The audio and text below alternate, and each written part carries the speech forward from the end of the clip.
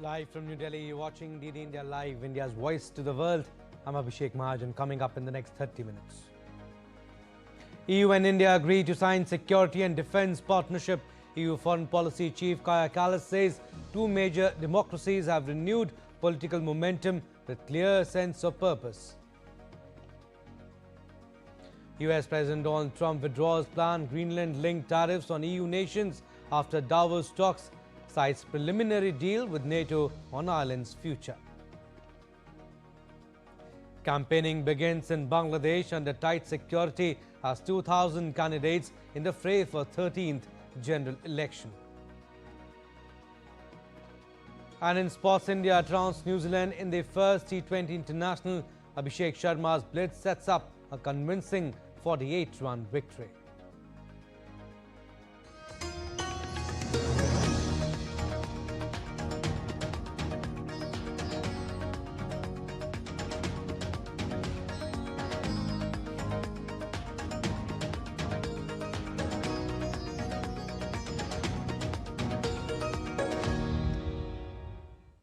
Our top story, India and the European Union have agreed to sign a new security and defence partnership. The announcement was made by EU's Foreign Policy Chief Kaja Kallas ahead of the 60th EU-India summit scheduled to take place in New Delhi on Tuesday. Kallas asserted that Europe is ready to deliver on a powerful new agenda with India, part of which includes expanding cooperation in areas such as maritime security, counter-terrorism and cyber defence, and signing of India-EU Free Trade Agreement too. We aim to conclude negotiations on the EU-India Free Trade Agreement. This deal will open markets, remove barriers and strengthen critical supply chains in clean technologies, pharmaceuticals and semiconductors. Second, today we agreed to move forward with the signature of a new EU-India security and defence partnership in areas like maritime security, cybersecurity and counterterrorism. We will also launch negotiations on a security of information agreement. In a more dangerous world, we will both gain from working closer together. We also intend to conclude a memorandum of understanding on comprehensive framework on cooperation on mobility. This will facilitate movement for seasonal workers, students, researchers and highly skilled professionals while promoting research and innovation. Kaja Kallas said the two major democracies must cooperate more, especially in a changing, unprecedented world order, stressing that India and EU have renewed political momentum and with clear sense of purpose. The EU and India are moving closer together at the time when the rules-based international order is under unprecedented pressure through wars, coercion and economic fragmentation. Two major democracies cannot afford to hesitate. We must become more ambitious partners. Kallas also said that Europe and India could help anchor stability in Indo-Pacific. In the Indo-Pacific and beyond, Europe and India can help anchor stability by defending open sea lanes, strengthening maritime domain awareness and resisting coercion in all of its forms. Honourable members, this summit matters for what it sets in motion, a more ambitious, more operational EU-India partnership. We have an opportunity to turn political momentum into progress for our citizens, for our companies, our economies, and also upholding rules-based order on which our security and prosperity depend. European Council President Antonio Costa and European Commission President Ursula von der Leyen will attend India's Republic Day celebrations as chief guests on January 26 with the India-EU summit scheduled for the following day. Overall, the visiting EU delegation for the summit will comprise around 90 members, including Kaja Kallas, Trade Commissioner Maroš Šefčovič, and several Director Generals overseeing trade, energy and industrial policy. Moving on, India's Railway I&B and Electronics and Information Technology Minister Ashwini Vaishnav has once again reiterated that India is being seen today as a trusted value chain partner all over the world. Vaishnav exuded confidence that the way meetings and discussions took place with investors in Davos, people were very clearly saying that India is a bright spot today. He was speaking on the sidelines of the World Economic Forum in Davos. Bharat को आज सारी दुनिया में एक trusted value chain partner की तरह देखा जा रहा है। इस टर्ब्यूलेंट बहुत मुश्किल एनवायरनमेंट में सारे विश्व में जहां पर अनसर्टेनिटी है, वैसे में भारत को एक बहुत ही स्टेबल, अच्छी डेमोक्रेसी, वाइब्रेंट डेमोक्रेसी और एक सस्टेन्ड वे में ग्रोथ वाली इकोनॉमी के तरीके से देखा जा रहा है। जिस तरीके से यहां पर इन्वेस्टर्स से मुलाकातें हुई, बातें हुई, हर पैनल में, हर एक जगह बहुत क्लियरली लोग बोल रहे हैं कि भारत आज एक ब्राइट स्पॉट है पूरी दुनिया में। जहां पर टर्बुलेंस है, वहां पे भारत एक बहुत स्टेबल और ग्रोइंग इकोनॉमी है और भारत को ट्रस्ट की तरह से देखा जा रहा है। And speaking on India's technological ambitions, Minister of Communications Jyotiraditya Scindia stated that the country has set an ambitious target of contributing 10% of global patents to future 6G standards. B6GA Alliance, which was set up by the Prime Minister based on his vision document for 6G, very early days in 2022, has been extremely active. It has grown from a group of 15 to 20 organizations to over 100 organizations. Our target is to be able to contribute 10% of patents to the 6G formulation as and when ITU and 3GPP formalize that.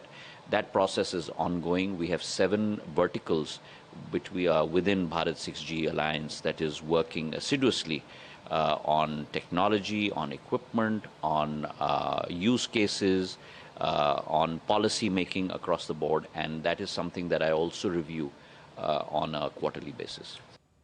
India's permanent representative to the United Nations, Harish Parvatneni, delivered the G4 statement on behalf of India, Brazil, Germany and Japan at the Intergovernmental Negotiations meeting on UN Security Council reforms. Highlighting the urgent need for reforms, he said that the UN does not have the luxury of time to engage in cycles of meetings that are devoid of outcomes. He stressed the importance of collectively making every moment count. The world is going through unprecedented times. Challenges of diverse nature are emerging on an almost everyday basis. The Universal Multilateral Organization, the United Nations, is no exception either. The need for reforming the UN Security Council is getting more pronounced by the day. Further delays in implementing timely reforms would result in more human suffering and misery. The ongoing conflicts come at a heavy cost. Countless innocent lives are lost on a daily basis. We do not have the luxury of time to engage in cycles of meetings that are devoid of outcomes. We must collectively make every moment count. And India's first ever Vande Bharat sleeper train is set to redefine long-distance overnight travel as it begins its commercial operations on Guwahati-Howrah route from Thursday. Designed to offer faster, more comfortable journeys, the semi-high-speed sleeper service marks a major milestone in the evolution of Indian Railway's premium train offerings. Operated and maintained by the Northeast Frontier Railway, the new age sleeper variant of the Vande Bharat is aimed at passengers travelling long distances overnight, combining modern amenities with reduced travel time. The return journey of Howrah-Kamakhya Vande Bharat Sleeper Express will begin commercial operations from Friday. The Kamakhya-Howrah service will run on all days except Wednesday, whereas the Howrah-Kamakhya service will operate daily except Thursday. The Vande Bharat sleeper was inaugurated by Prime Minister Narendra Modi on 17th January. Now we take you to Bhadarwah in the Union Territory of Jammu and Kashmir. Once unimaginable without snow, the Kanchot festival is celebrated in dry weather. Women dressed in their finest bridal attire gathered in Matola village of Bhadarwah on Wednesday to celebrate a tradition they've observed for centuries. The Kanchot festival commemorates the marriage of Lord Shiva and goddess Parvati. As legend goes, Parvati insisted on a throne made of snow for the wedding, so snowfall during the festival is considered a sign of divine blessing. Without it, the sanctity of the union is believed to be incomplete. And that sense of loss reflected in the voices of the young as well as the elderly, as this year the winter has remained dry, perhaps for the first time in decades. हमने पहले बर्फ देखी है, time time पर बारिश होती थी, फसलें होती थी। आज ये पहला ही मौसम ने हमें ये बदलाव दिखाया है जो कि हम बर्दाश्त नहीं कर रहे। सालों में एक दिन आता है ये त्योहार हमारा, हम पूरे साल इस त्योहार का इंतजार करते हैं, लेकिन जब बर्फ होती थी तब बड़ा मजा आता था। इस साल हमें बर्फ नहीं देखने को नहीं मिली। Like Karwa Chauth, Kanchot is celebrated by women with enthusiasm and religious fervor. The festival is unique to the Chenab Valley. While in Karwa Chauth, women break their fast at night after sighting the moon with strictly vegetarian food. In Kanchot, the fast is broken after worshipping goddess Parvati during the day with non-vegetarian dishes.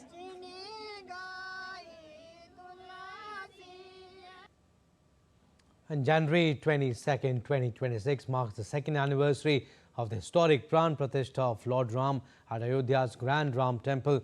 The temple complex, now adorned with 14 additional shrines and modern facilities, has become a major spiritual and cultural landmark. Devotees from across India continue to visit, witnessing the sprawling parikrama and sacred temples. The anniversary underscores the temple's significance as a symbol of faith, devotion and Sanatan heritage.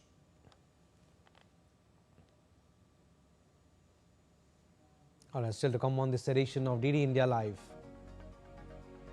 Putin to discuss Ukraine peace with US envoys after Trump says a deal is reasonably close.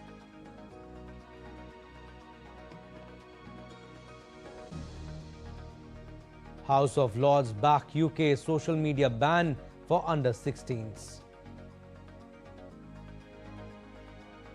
And on day 3 of Khelo India Winter Games, ice hockey and speed skating kick off in sub-zero temperatures at Leh.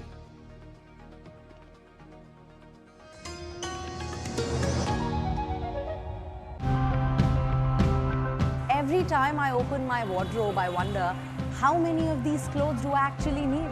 So today, let's step into a world where our fashion does not have to come at the cost of the environment. We make sure that we don't waste a single piece of clothing. We use up all the scraps as well, gathering them into balls and making different products with them.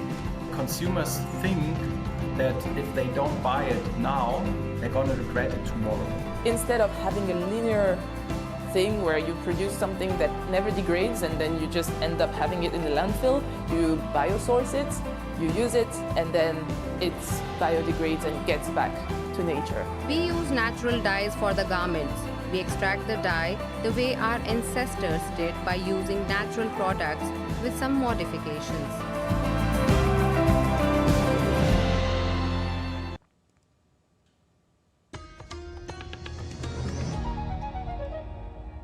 Welcome back. You're watching DD India Live. I'm Abhishek Mahajan. Some more stories. US President Donald Trump has stepped back from threats to impose tariffs as leverage to seize Greenland, ruled out the use of force and said a deal was in sight to end a dispute over the Danish territory. In a post on his social media site, Trump said he had agreed with the head of NATO on a framework of a future deal on Arctic security, potentially diffusing tension that had far-reaching geopolitical implications. Trump said Western Arctic allies could forge a new deal that satisfies his desire for a Golden Dome missile defense system and access to critical minerals while blocking Russia and China's ambitions in the Arctic. The announcement came hours after Trump's Davos speech, where he repeated that US needed Greenland for national and global security and said NATO members could agree to US control and will be very appreciative. Trump told reporters after emerging from a meeting with NATO Secretary General Mark Rutte that the long-term deal will make everybody happy. It's a deal that people jumped at. Really fantastic for the USA. Gets everything we wanted, including especially real national security and international security. How so? Can you give us some details, please? Well, the deal is going to be put out pretty soon, and we'll see. It's right now a little bit in progress, but pretty far along. It gets us everything we needed to get. It's a long-term deal. It's the ultimate long-term deal. And I think it puts everybody in a really good position, especially as it pertains to security and minerals and everything else. Meanwhile, NATO Secretary General Mark Rutte said he had not discussed the key issue of Danish sovereignty over Greenland in his meeting with US President Trump. Speaking in a televised interview, Rutte offered few details about the supposed framework for the deal announced by Trump after his talks with the NATO chief. US President Donald Trump has expressed confidence over India-US bilateral trade agreement, noting that the two countries are going to have a good deal, while praising Prime Minister Modi as a close friend and respected leader. Trump made the remarks following his address at the 56th annual summit of the World Economic Forum. Earlier, India's Commerce Secretary Rajesh Agrawal asserted that the much-anticipated first tranche of India-US BTA is very near but stopped short of providing a timeline.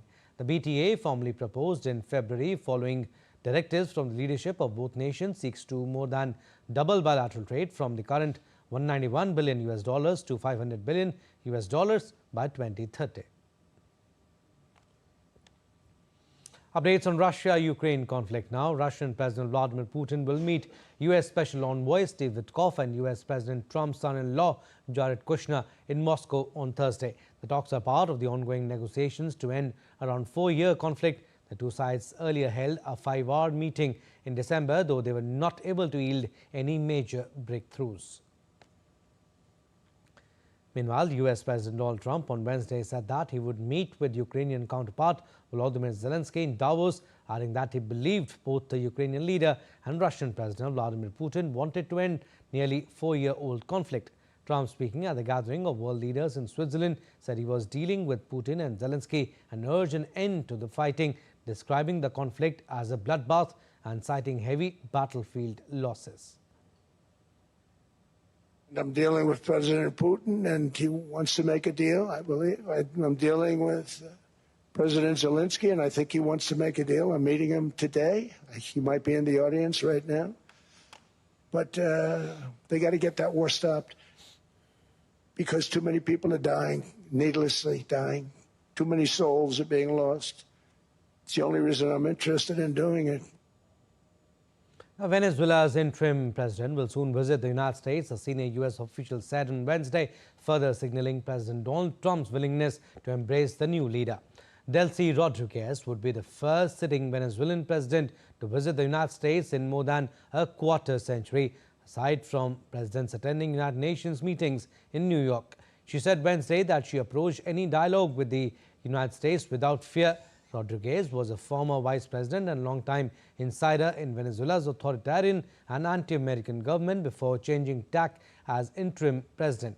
She is still the subject of U.S. sanctions, including an asset freeze. Rodriguez on Wednesday began reorganizing the leadership of the country's military forces, appointing 12 senior officers to regional commandos. Now, after Australia, the UK has also backed the move to ban social media for teens under 16. Britain's Upper House of Parliament voted on Wednesday in favour of banning under 16 from using social media. By 261 votes to 150, opposition peers voted to support a ban through an amendment to the government's schools bill. Under the amendment, the government would get a year to decide which platform should be unavailable to under 16s, with companies forced to put in place highly effective age checks to police access. Calls have risen across the opposition and within the governing Labour Party for the UK to follow Australia, where under 16s have been barred from social media applications since December 10. A YouGov poll in December found 74% of Britons supported a ban. The Online Safety Act requires secure age verification for harmful content. And campaigning for Bangladesh's 13th Jatiya Sansad election formally begins today following the allocation of election symbols and confirmation of final candidates. Nearly 2,000 candidates are contesting the election for 300 parliamentary seats. Voting, along with a nationwide referendum, will be held on February 12th. The Bangladesh Nationalist Party is set to launch its official campaign from Sylhet, with party chairman Tariq Rahman scheduled to join rallies in 7 districts on the first day.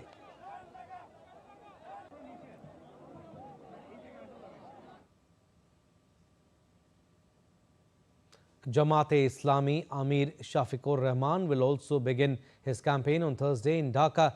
The start of campaigning comes amid heightened scrutiny of electoral environment as major parties step up outreach while voicing concerns over fairness in the run-up to the polling day.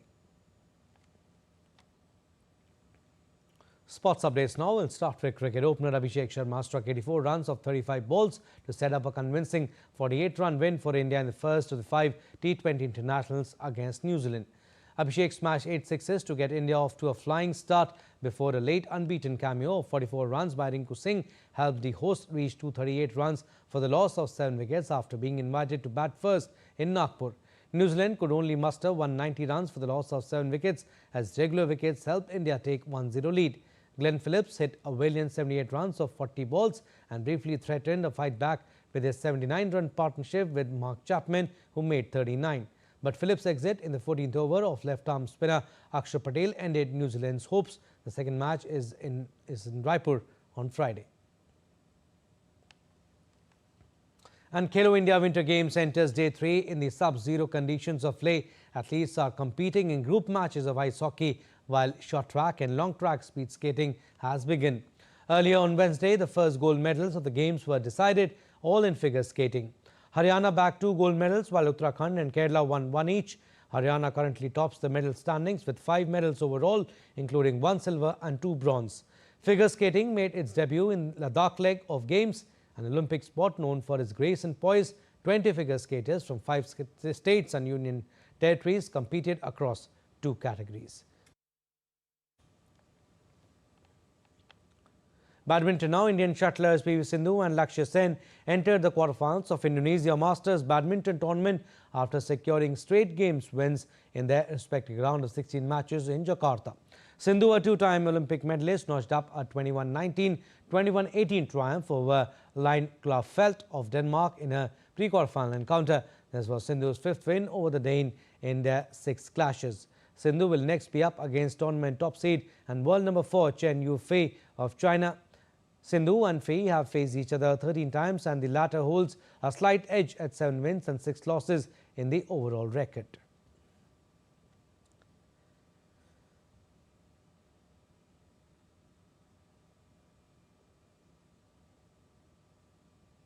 Meanwhile, Lakshya Sen prevailed 21-10, 21-11 over Hong Kong's Jason Gunawan in a contest that lasted a little over half an hour.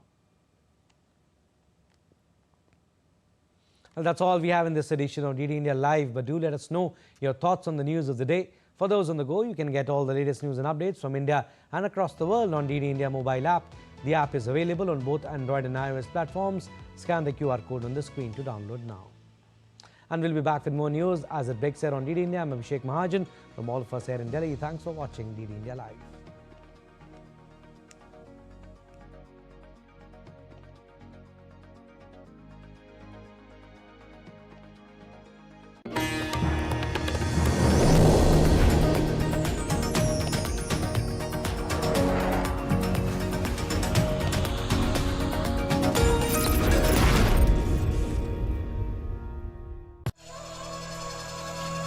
Open your mind to a whole new world. Explore mystic wonders of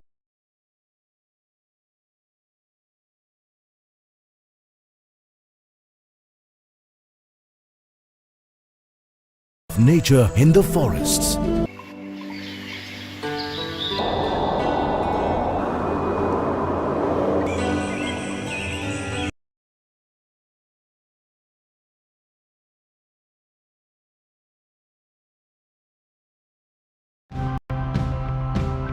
Every time I open my wardrobe, I wonder how many of these clothes do I actually need?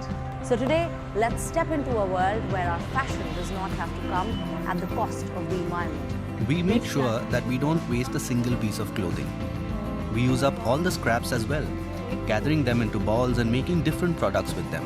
Consumers think that if they don't buy it now, they're going to regret it tomorrow. Instead of having a linear thing where you produce something that never degrades and then you just end up having it in the landfill, you biosource it, you use it, and then it biodegrades and gets back to nature. We use natural dyes for the garments. We extract the dye the way our ancestors did by using natural products with some modifications.